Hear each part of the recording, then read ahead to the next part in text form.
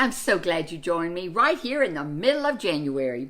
This is called the Wild Toboggan Ride, and it's by two authors, Susan Reed and Eugenie Fernandez. The afternoon was crisp and quiet. Nikki pulled her long toboggan to the top of the hill where Grandpa Dan was standing, tapping his foot in the snow. Now, before I go forward, a toboggan is a sled. It's a big, long sled. And for those of us in the South, we don't really know about toboggans, but I know some of my northern friends do. So that's what this story's about.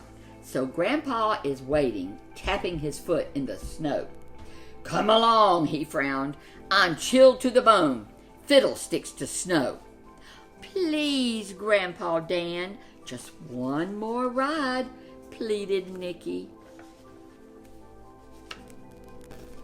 "Oh, fiddlesticks," sniffed Grandpa Dan. "Nasty weather." "Will you push me, please?" Nikki begged. "Phooey.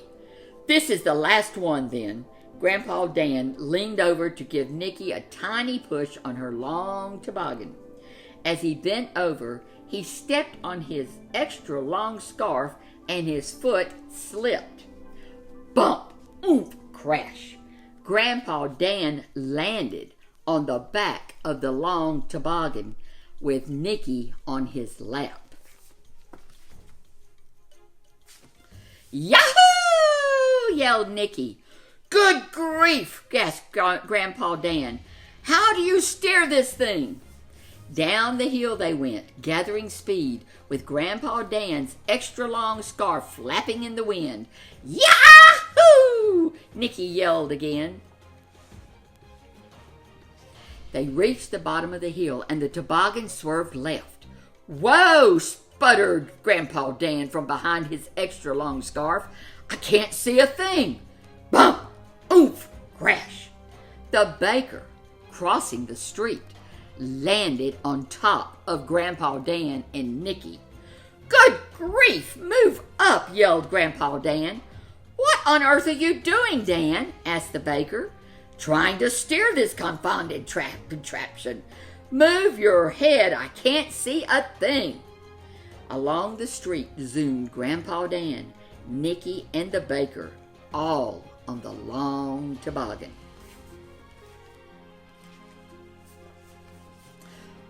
Bump! Oomph! Crash! The barber, locking up his shop, landed on top of the baker.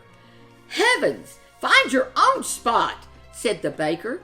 "Quiet down up there, I can't see a thing," yelled Grandpa Dan.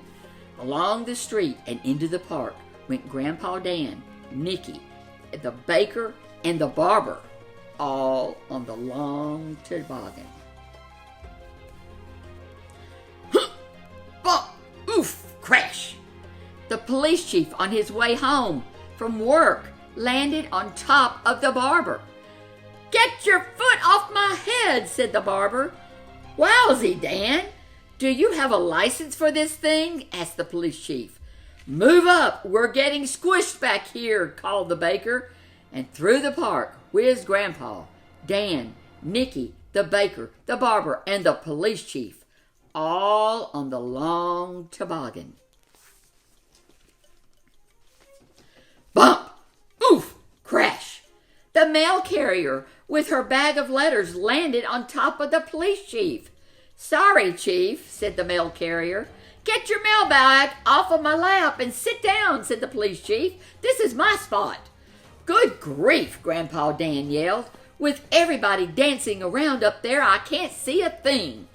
Out of the park and onto the frozen lake went Grandpa Dan, Nikki, the baker, the barber, the police chief, and the mail carrier, all on the long toboggan. Bump! Oomp! Crash! A hockey player landed on top of the mail carrier.